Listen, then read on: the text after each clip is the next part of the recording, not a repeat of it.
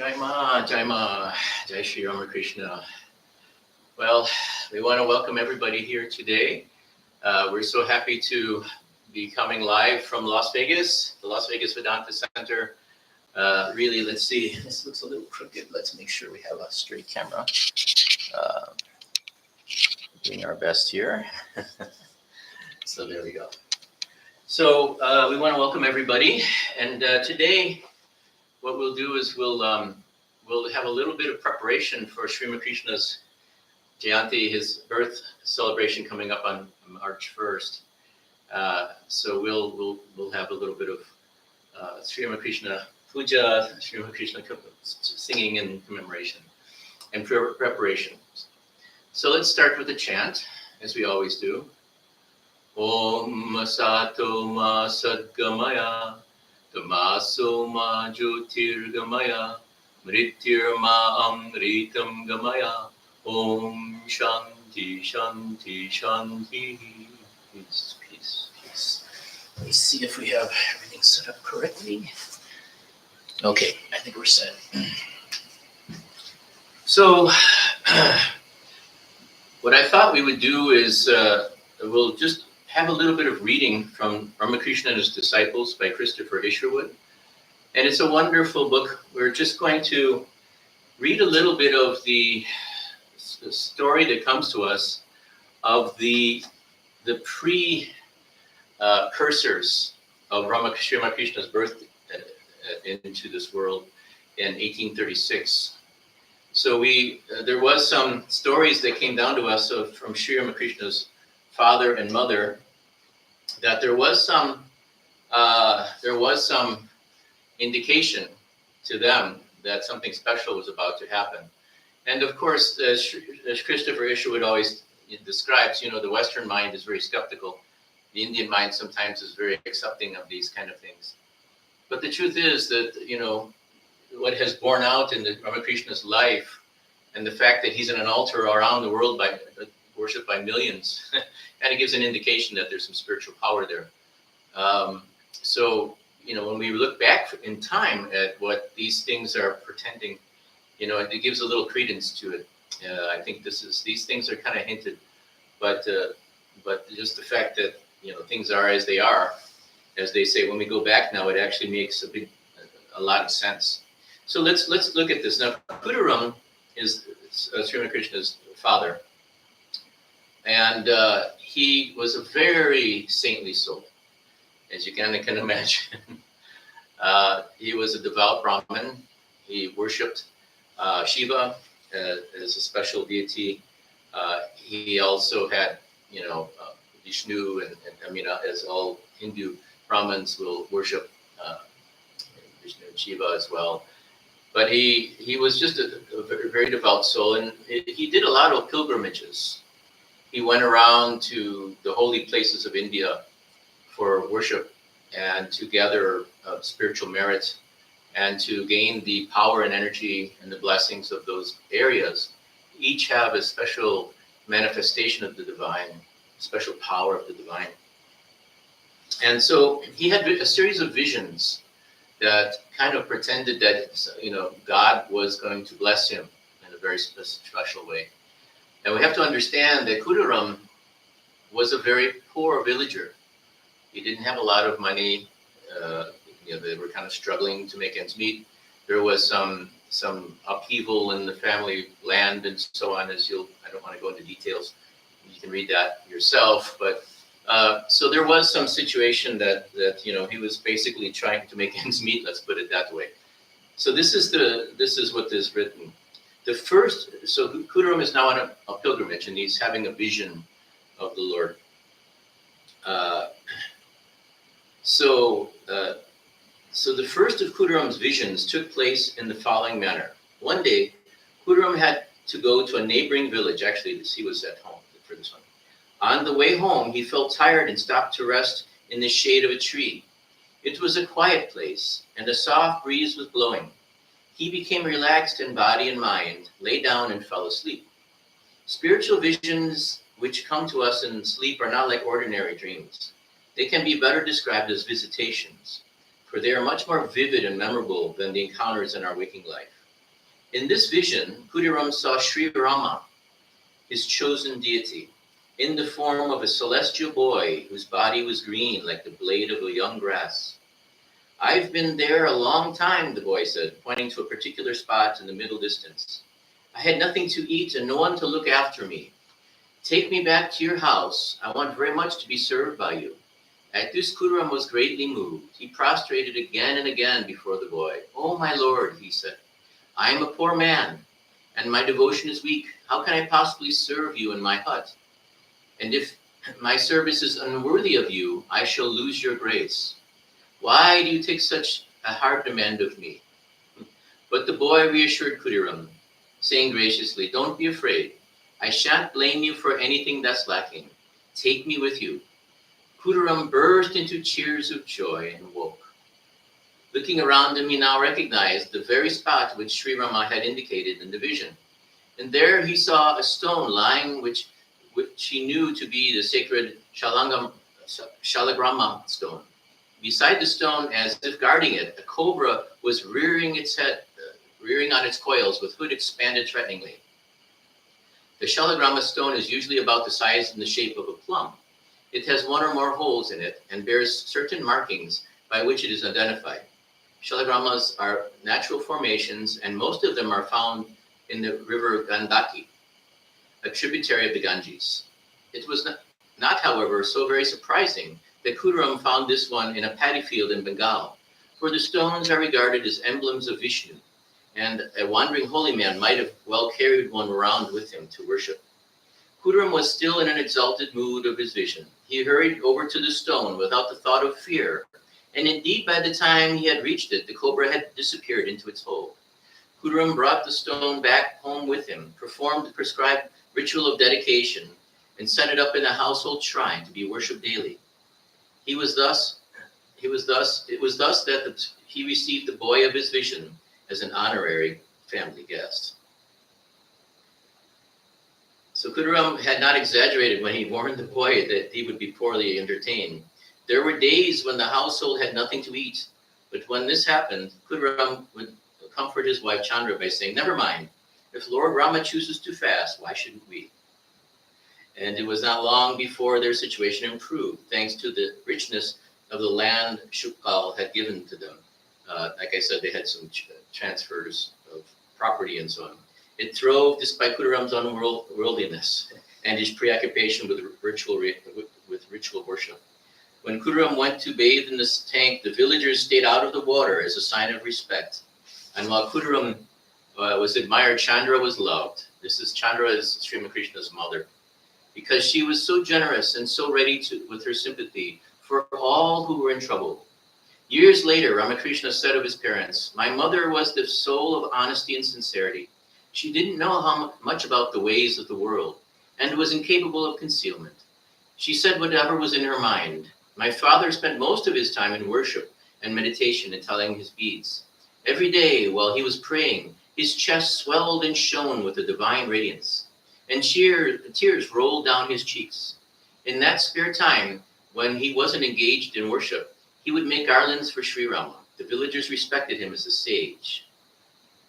It has already been mentioned that when Khudiram and Chandra moved to Kamarpukar, which is the city of Sri Ramakrishna, village of Sri Ramakrishna's birth, they had already 2 children. Okay, so let's go further. Now,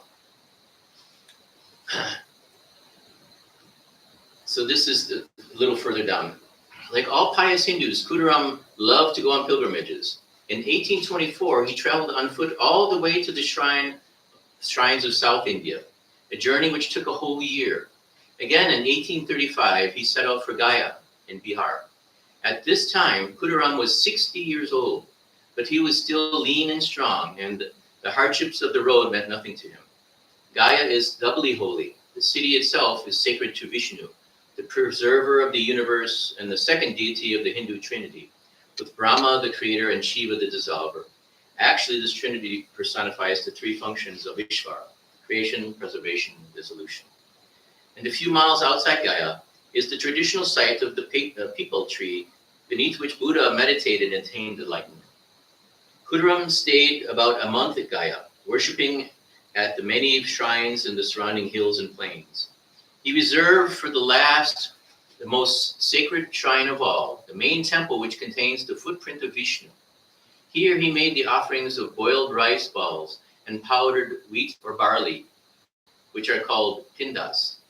Such offerings are regarded as tokens of reverence for one's ancestors. That night in sleep, he had another vision. He saw himself back in the Vishnu temple making the offering, just as he had done that day. All around him were his ancestors, accepting his offering and blessing him. Then he became aware that these ancestors were themselves worshiping the Lord, who was enthroned in their midst. The Lord looked affectionately at Kudaram, beckoning him to come approach. He said, "Kudaram, your great devotion has made me very happy. The time has come for me to be born again on earth. I shall be born as your son." Again, as in his earlier vision, Kudaram protested. The honor was too great. He was poor and unworthy. He begged to be excused from accepting it. But the Lord refused to accept his excuses. "Don't be afraid, Kudaram," he said. "Whatever you give me to eat, I shall enjoy."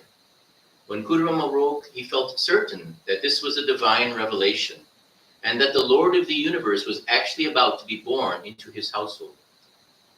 He said nothing about this vision to anyone, left Gaya a few days later, and was back at Kamarpukar before the end of April.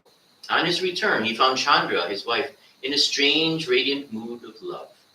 Her concern for her neighbors was such that she could not take her meal until she was sure that all of them had eaten. If anyone had not, she wanted to share her own portion of food with them. She had the same guilelessness, trustful attitude towards all. It seemed that she could no longer think of anybody as being a stranger to her. Chandra told Kudaram about the experiences she had during his absence. "One night I dreamed that you had come home. The first thing I knew, you were holding me in your arms. I felt so glad. But then I saw your face, and it wasn't you. It wasn't a human face. It shone like the face of a god. I screamed and struggled to get free. But when I woke up with a great start, and I was alone in bed, shivering all over with fright. So then, after a moment, I asked myself, does a god ever appear to a human being in this way? So I decided it couldn't have been a god, but some wicked man who had come into the room for an evil purpose. I got up and lighted the lamp, but there was nobody there, and the door was still bolted from inside. All the rest of that night, I was afraid to go back to sleep. As soon as it was morning, I sent for Dani and Prasanna and told them everything, and I asked them, do you think a man really came into my room? I have no quarrel with anyone in the village. Both of them laughed and scolded me. You silly woman, they said. Has old age softened your brain? Better not tell anybody about this dream of yours, or you'll start a scandal. So then I decided that it was only a dream and that I wouldn't speak of it again, except for to you, my husband. A few days after the night of her dream, in broad daylight, Chandra had been gossiping with a friend, the same friend Dani, who was the daughter of a neighboring blacksmith. The two women were standing before the temple of Shiva. It is actually a small domed shrine, only large enough to contain half a dozen worshippers. Right opposite Kudaram's home, the temple is still there to this day. All of a sudden, Chandra told Kudaram, I saw that the holy image of Lord Shiva inside the shrine was alive. It began to send forth waves of the most beautiful light. Slowly at first, then quicker and quicker. They filled up the inside of the temple, and then they came pouring out. It was like one of those huge flood waves in the river right towards me. I was going to tell Dani, but then the waves washed over me and swallowed me up, and I felt that marvelous light entered into my body. I fell down on the ground unconscious. When I came to myself, I told Dani what had happened, but she didn't believe me. She said that I had an epileptic fit. That can't be so because since then I've been full of joy and my health is better than ever. Only I feel that light is still inside me, and I believe that I'm with child. Kudaram now told his wife about his vision in Gaya and assured her that her own visions were no fancies, but revelations of the great grace they were soon to receive. So the two rejoiced together. And as the months passed, it became known to everyone in Kudaram and Kamarpukar that Chandra was indeed pregnant at the age of 45.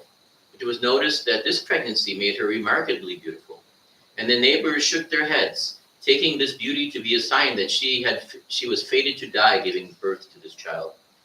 Meanwhile, Chandra continued to have visions with increasing frequency. Almost daily, the gods and goddesses appeared to her, or she heard their voices around her and the tinkle of their anklets, or smelled their subtle perfumes. A great change had come over Chandra since her visions began.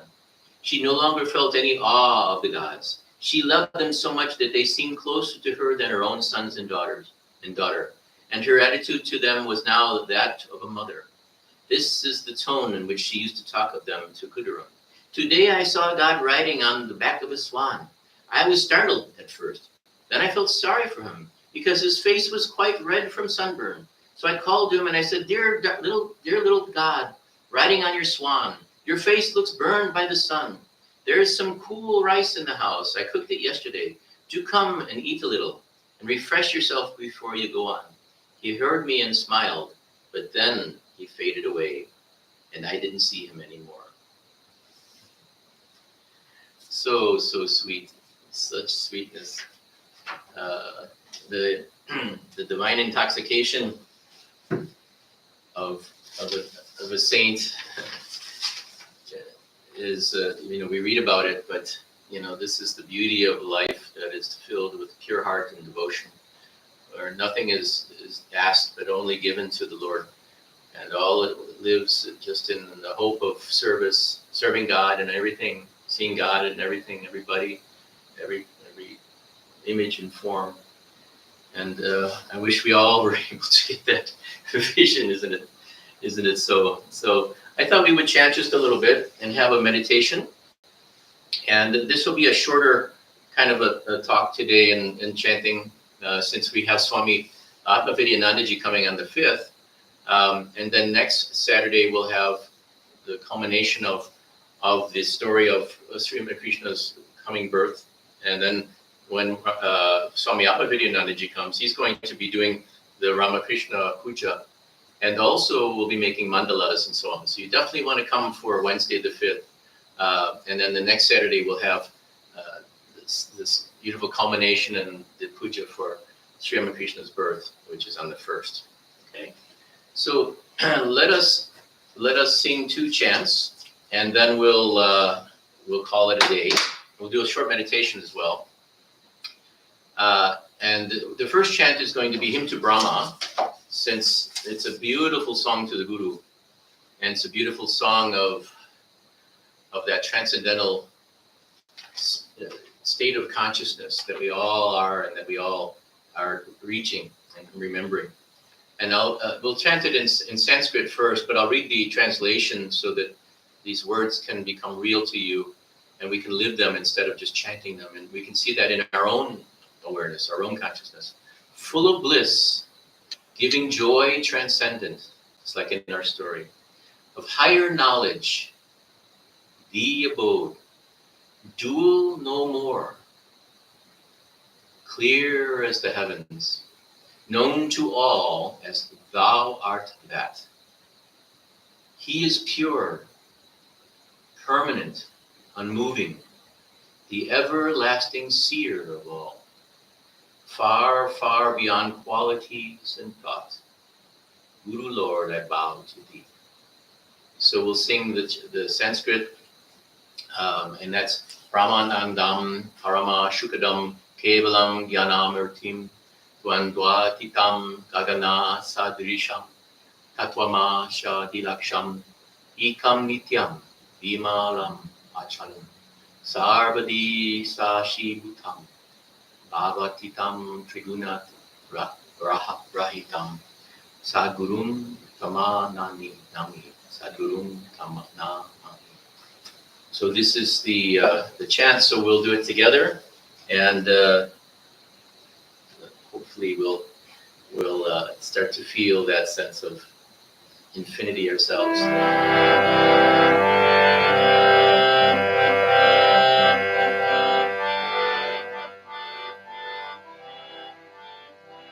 Brahmanandam Parama Shukadam Kevalam Vimalam Gyanamutim Dvandvatitam Kadana Sadrisham Katvamasya Dilakhyam Ekam Nityam Vimalam Achalam Sarvadi Sashi Bhutam Bhavatitam Trigunayitam Sadguru Tam Namami Sadguru Tam Namami Ramanandam Paramasukaram Kevalam Jnanam Murtim Dvandvatitam Kadana Sadrisham Katvamasya Dilakhyam Ekam Nityam Vimalam Achalam Sarvadi Sashi Bhutam Bhavatitam Trigunayitam Sadguru Tam Namami Sadguru Tam Namami full of bliss, giving joy transcendent of higher knowledge, he awoke to will no more, clear as the heavens, unto all as thou art, that he is pure, permanent, unmoving, the everlasting seer above, far, far beyond qualities and law. Guru Lord, I bow to thee. Guru Lord, I bow to thee.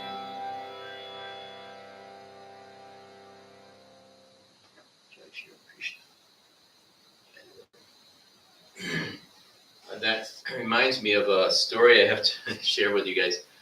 I was in India this last year. I just got back actually, but then the time before that, I was in South India, and we were supposed to have a special get together for New Year's with some very wonderful sadhus, and they wanted to do chanting, and not too many people play harmonium.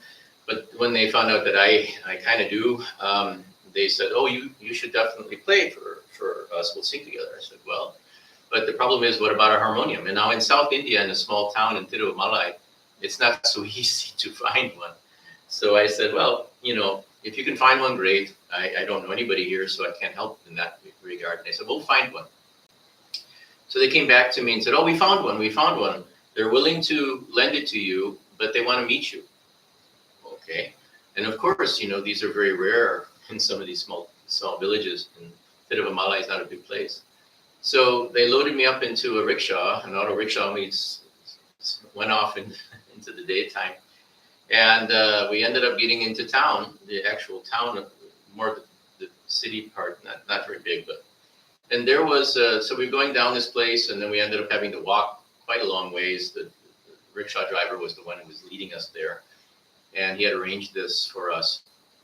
And we walked around down this road and down another road, and we finally got to this place, and it was a temple, so to speak. And there was just some priests, no swamis there, some priests in white clothes, white robes, dhoti, and they were just finishing having some prasad or some worship.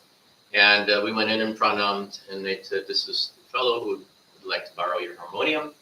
And we had arranged, and he said, "Oh, okay. Well, we'd love to, could you, it's not here, it's at the other temple. So please, we'll go there." And he said, "We would like to hear you play in order to borrow this." And of course, this is, he explained that he was a teacher and this was his livelihood. And of course, he's not going to give this harmonium away to someone who, number one, wouldn't respect it and care for it, and number two, who maybe couldn't understand how to use it. So we walked all the way to the other temple. It was a beautiful temple. It was a Rama temple, as a matter of fact, and we had Hanumanji was there outside and guarding Ramaji. And so we went in, and there was the harmonium in the middle of the floor in this sweet little temple. It wasn't a really big place, but it was big enough. It was bigger than the small, wayside temples. So we walked in, and there they were. So the priest he sat kind of next to the harmonium. He had me sit down, and then all of his students and some people that were all followed us from the other temple formed a circle around us. And so here I am, not even expecting, I had no preparation, no understanding. I hadn't played for a month, I think, or so, because I was traveling in India. And there I am in front of all these beautiful souls, but I felt really, I was thinking all the way there, what am I going to play? I mean, should I play something for Hanumanji or, I know it's a Rama temple. And so, but it came upon me that I should play that song, the one we just sang. And I did, I think I only sang the Sanskrit parts. And so I played it. I think I went through it twice, and I got done and I looked up and I saw a bunch of smiling faces around me, and I thought maybe I was safe. And sure enough, he let me borrow the harmonium for a week, which was a great honor. It really was. It was his only possession, perhaps, that he made his living with. So I felt truly honored that he trusted me and knew that I would hold it sacred. So I had to share that. Now we'll sing Ramakrishna Sharada, and then we'll just do a little a guided meditation. And I have to tell you another story about this one. Here in this beautiful Las Vegas Vedanta Center, we had some visitors a couple days ago. That was a family from California that around the Hollywood Temple there that had come in to visit Las Vegas, and they had called and said, well, we'd like to visit this shrine. I said, of course.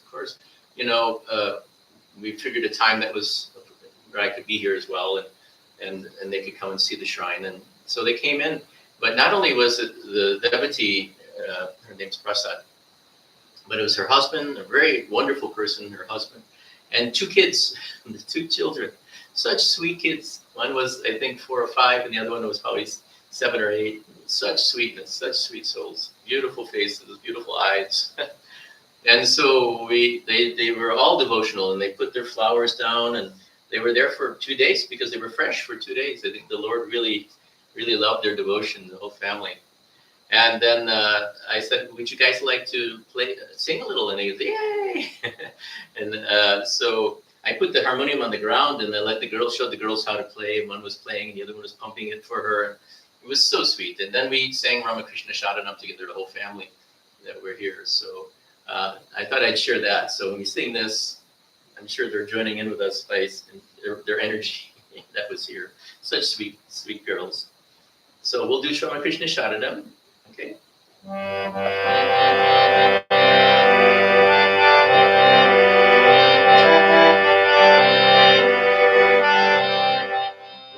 Krishna Sharanam, Ram Krishna Sharanam, Ram Krishna Sharanam, Sharanye Prabhu, Ram Krishna Sharanam, Ram Krishna Sharanam, Ram Krishna Sharanam, Sharanye.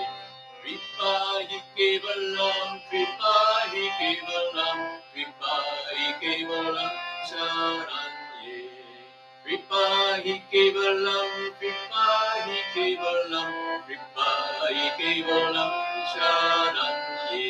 Jai Jai Ram Krishna Sharanam, Ram Krishna Sharanam, Ram Krishna Sharanam, Sharanye Prabhu, Ram Krishna Sharanam, Ram Krishna Sharanam, Ram Krishna Sharanam, Sharanye. Sharanagaitoham, Sharanagaitoham, Sharanagaitoham, Vande. Sharanagaitoham, Sharanagaitoham, Sharanagaitoham, Vande. Jai Jai Ram Krishna Sharanam, Ramakrishna Sharanam, Ramakrishna Sharanam, Sharanye Prabhu Ramakrishna Sharanam, Ramakrishna Sharanam, Ramakrishna Sharanam, Sharanye. Namo Sri Gurave, Namo Sri Gurave, Namo Sri Gurave, Namo Namo. Namo Sri Gurave, Namo Sri Gurave, Namo Sri Gurave, Namo Namo. Jai Jai Ramakrishna Sharanam, Ramakrishna Sharanam, Ramakrishna Sharanam, Sharanye Prabhu Ramakrishna Sharanam, Ramakrishna Sharanam, Krishna Sharanam, Sharanye. Ram Krishna, Jaya Jaya, Ram Krishna, Jaya Jaya, Ram Krishna, Jaya Jaya, Ram Krishna, Jaya Jaya, Ram Krishna, Jaya Jaya, Ram Krishna, Ram Krishna, Jaya Jaya, Ram Krishna,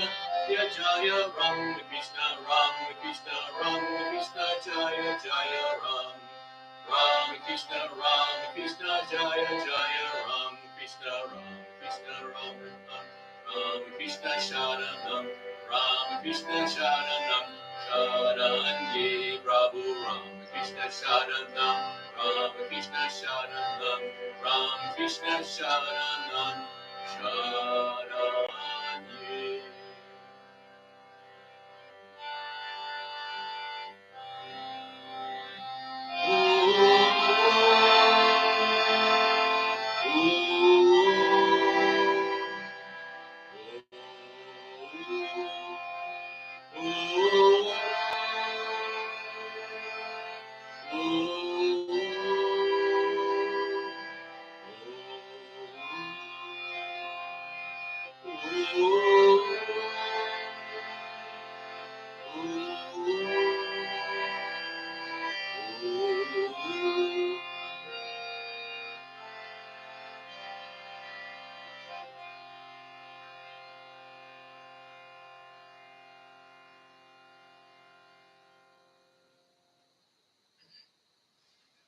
Jai Shri Ramakrishna, Jai Ma. So we'll do just a short little guided meditation so that everybody can leave refreshed and connected. And this is helpful because we're going to use the yoga, Patanjali's Yoga Sutras to help us. There's the yama niyama, which you have to do your own self. That's the thing, doing the things you should do and not doing the things you shouldn't do. Because if we're leading a life that isn't in harmony with our own inner moral compass, then we cannot relax and find peace in meditation. There's just that upset because we're just not living at peace in our own self. So the yama niyama is really quite important for being able to reach deeper states of meditation. Then correct asana, which is this posture, very important to be able to keep your spine straight. Always, if you can, back. If you're sitting in a chair, stay back. It should be away from the back of the chair. If you're on the floor in lotus posture or cross-legged, that's fine. But the spine should be straight. The neck should be parallel to the floor, so that the whole spine is kind of one line, so that the energies can go up the spine more freely. And there's subtle energies that are in the spine that create our state of awareness. Where the energy is, there is our awareness. And Sri Ramakrishna describes, and all the great ones describe, the spine and the lotuses of light, the chakras, that are centers of consciousness and energy. And each one has its own distinct manifestation and quality and expression. And the lower the energy, the lower the chakra is, the more divided the energy is, and the less pure the expression. As you go up higher into the spine, the energy becomes more and more pure and clear, more physical and divided, and more unified. So from the bottom of the spine to the most divided, the most physical, shall we say, to the top of the head where it is all unity. And in between you have the gradient of more and more unity, more and more purity, more and more harmony. So we want that energy to go up, and our states of awareness will change our awareness of who we are, our thoughts of what being we are, what is our essence, what is our consciousness, and what is our connection, what is our heart connection. So this sitting in this right posture is very important as the spine goes up. Therefore, also putting this attention at the point between the eyebrows, just looking up a little bit and putting your attention here, or you can focus on your heart as well, depending on your own nature, what you feel drawn to do. The yogis say to put the attention at the point between the eyebrows. Of course, the heart is the first center of real spiritual awareness. Sri Ramakrishna said, when the energy gets to the heart, you see one light, and feel all love. And from there, you go to higher states of awareness and unity and consciousness. So we have to get to the heart as a minimum. And so seeing the heart and feeling the heart is also a wonderful spiritual technique. And going up to the third eye is bringing the attention, energy up higher. But if you put your attention at the third eye, you will also feel the heart eventually too, because it's pulling that energy up. So this is important. Keep the eyes turned upward a little bit so that that energy arises. And this, you finally feel the heart and you feel that devotion. So we're going to just do a breathing exercise with pranayama, which is the next step from asana, so that we can take the energy and internalize it. Because right now, all of our energy is going outward to the senses, to our thinking organs. All the energy is being expelled outwards. And that's why we drain ourselves. Because we want something.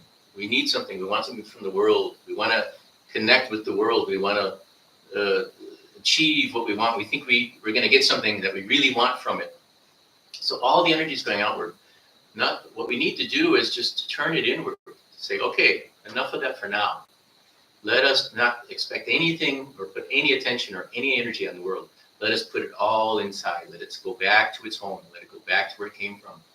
So it goes into the spine, as Swami Vivekananda wrote about in his Raja Yoga. You can read it in there. There's a triangle, the base of the spine where the coiled up kundalini is. Ma, that's Ma. Her energy is there.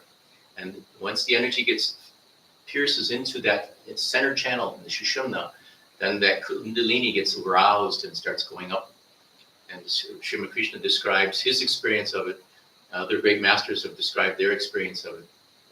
And so we want to just feel that energy going up the spine through pranayama. Pranayama turns that attention around. So it's a breathing exercise, but it's not just breathing. The breath is connected to the prana. Prana is all the energy we're talking about. So one of the greatest discoveries by the Indian sages is that prana and energy are connected. So we need to use that breath to change the prana, bring it inward, stilling the mind, stilling the body, allowing that energy to go back in. And so this is really helpful. Trying to do it without that kind of aid is almost impossible, just to still the mind, as you can all relate. So we'll try to just breathe 3 times. We're going to breathe in through the nose, like that. We're going to hold it, and then exhale through the mouth twice. Okay, inhale. We'll do that 3 times. And then after the 3rd time, I'm going to take you through a guided meditation, just a short one. And let us see if we can go closer towards that unity of consciousness, the unity of being together in this experience. So, and remember, that is our nature. We're not trying to achieve anything. We're just reawakening what is our nature. It's closer than anything to us. We're just not aware of it. So this is something to remember. Don't think that you're not worthy of it, or it's something that's beyond your reach. The great ones, Sri Ramakrishna and all the great ones have reassured us, reassured us that this is your nature. Swamiji, don't think it is beyond you. It is within our reach in this lifetime. This is something that they assured us over and over again. So let's do the breathing exercise, and then I'll bring you through a guided meditation. Okay, so we'll start with the inhale. Hold, exhale. One time inhale. Hold. Exhale. And one more time inhale. Hold. Exhale. Now just watch the breath as it stays out. You feel that peace.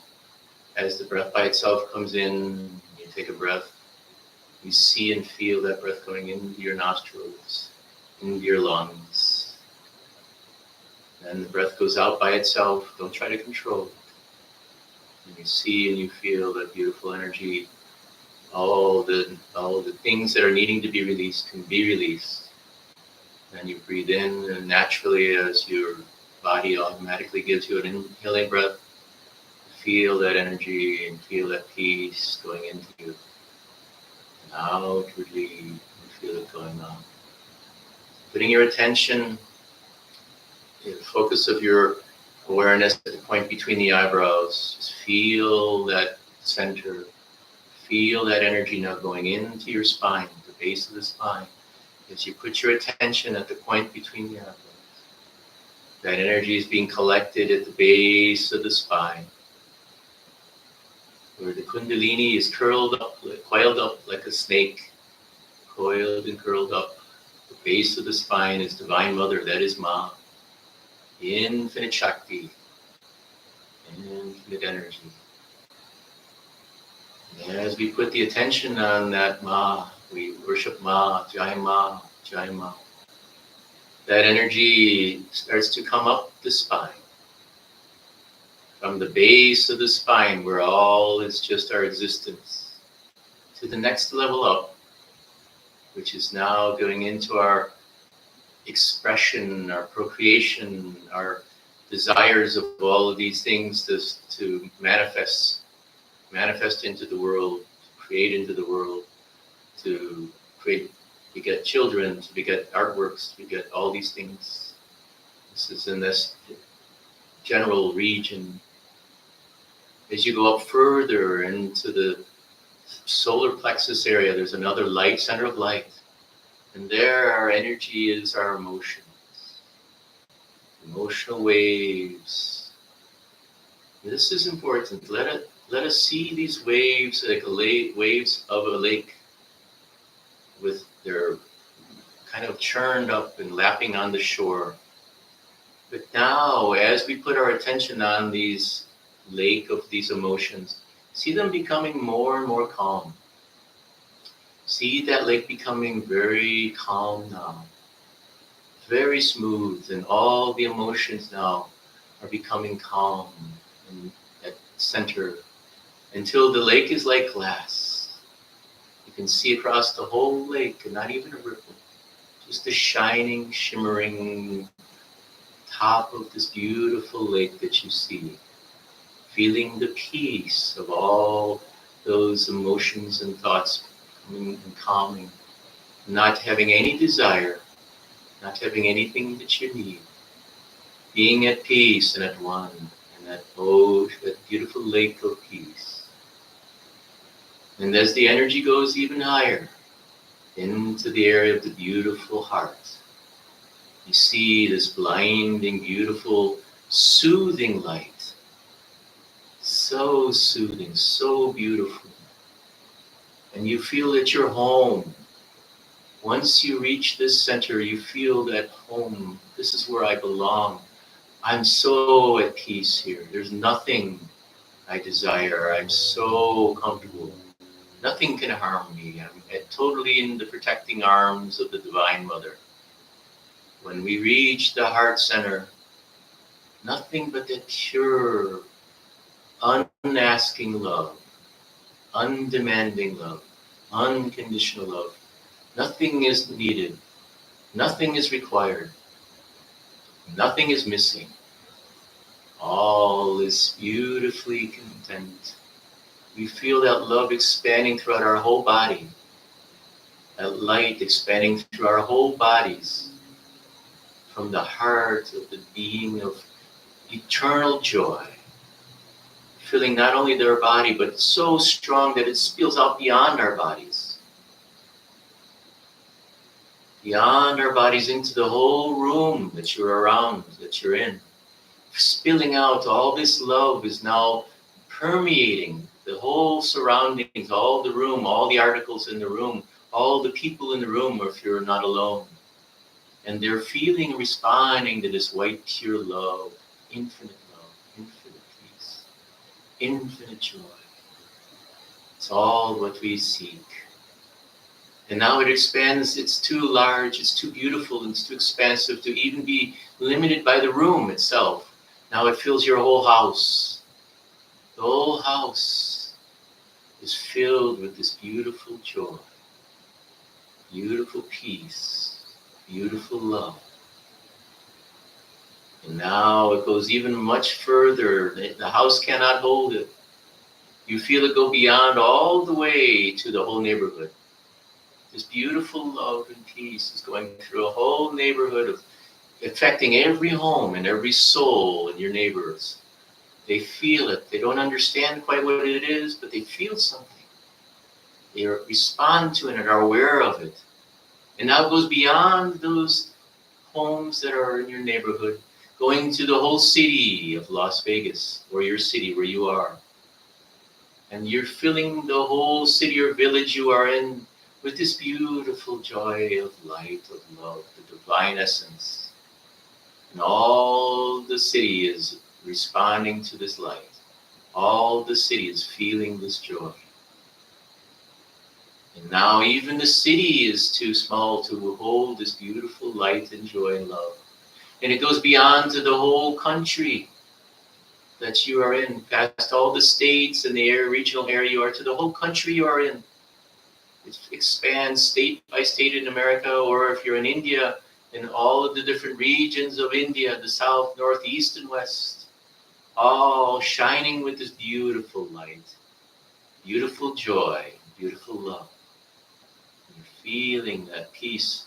You see that all the beings are responding to this light, seeing that that is the thing they're searching for the most. Gives them the greatest satisfaction, the greatest joy and peace. And they respond to it by having their hearts expand in unity with yours, in union with this light in your heart.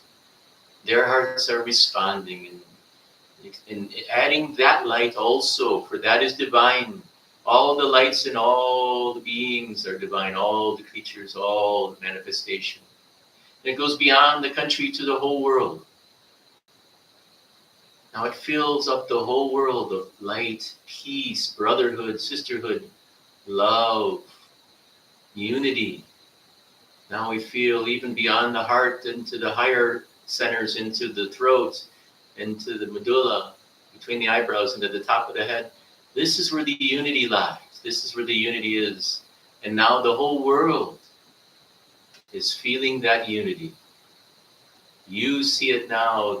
The whole energy light is filling up your whole spine, from the base of the spine to the top of your head. And you feel that unity, that joy, that peace. Now the whole world is reflected in that light. You look back onto this world that's expanded now, your whole light of love. You look back from as if you were from space, looking on this ball of earth, encircled in that beautiful light of love, of joy. And see and feel the response of the beings here. And instead of anger, instead of fighting and fear and war, they feel this joy, this knowing that this is the thing that they want. This is the thing that is going to satisfy them. This is the thing that is going to give them what they wish in their soul most deeply. And all those other things are not useful anymore. And you see that this light and this earth has been affected by this beautiful expansion of love and light that we have done together. And all the hearts of all the souls in this world are joined together in this sacred light, sacred love, sacred joy, knowing that it is experienced and expanded and filling the whole world. Every crevice, every inch, every centimeter is filled with this light and love. And you see a greater light coming from the distance to join with this light that we are. And that great light joins in unity. And it is the light of everything. Everything. The whole, the fullness of light, the fullness of love. We are now merging with this beautiful, expanded, infinite light, infinite joy, and infinite love of all of creation, beyond creation, all the essence of awareness. And we experience that now. Just experience that joy of unity.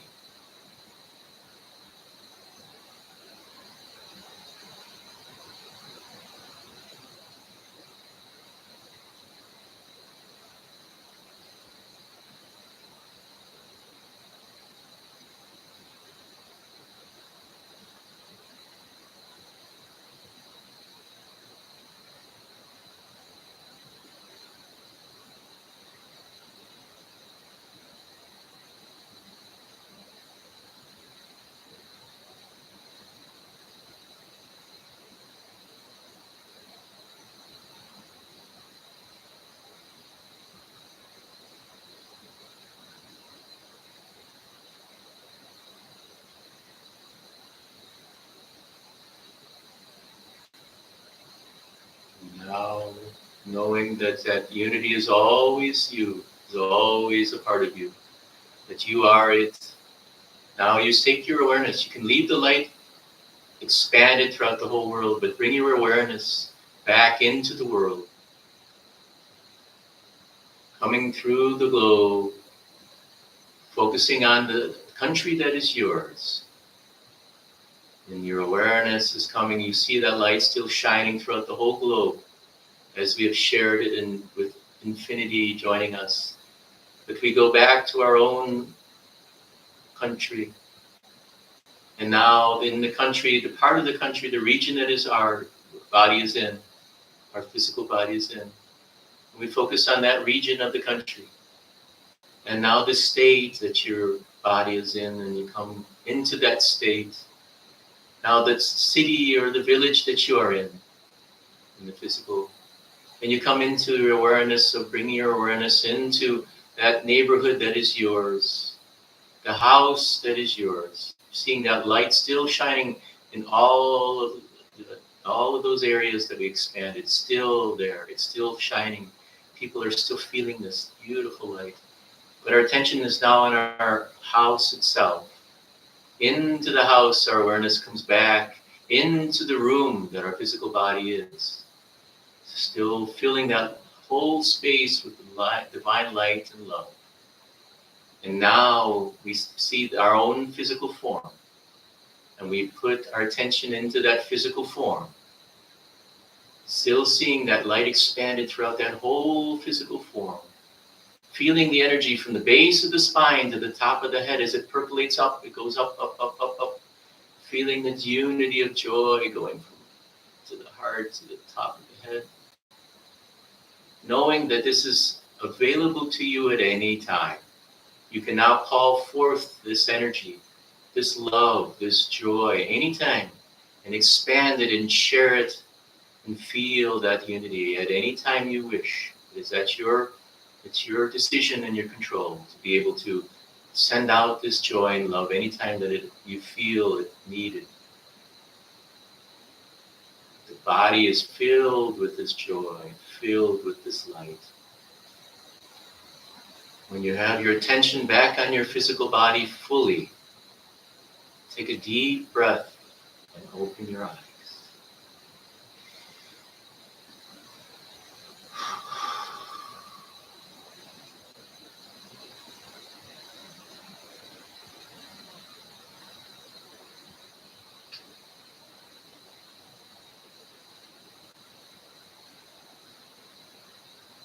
Dear souls, thank you so much for joining us here in the Vedanta Center in Las Vegas.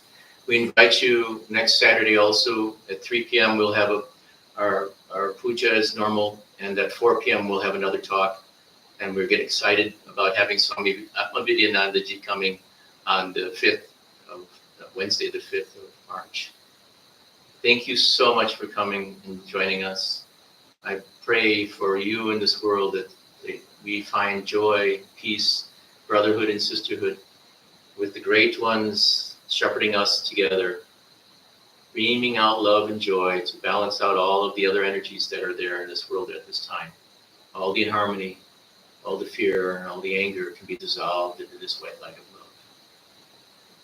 Jai Thakur, Jai Shri Ramakrishna, Jai Ma. We look forward to Shri Ramakrishna's Jayanti service. Thank you so much. We'll see you. Have a wonderful week. Jai Shri Ramakrishna, Jai Ma.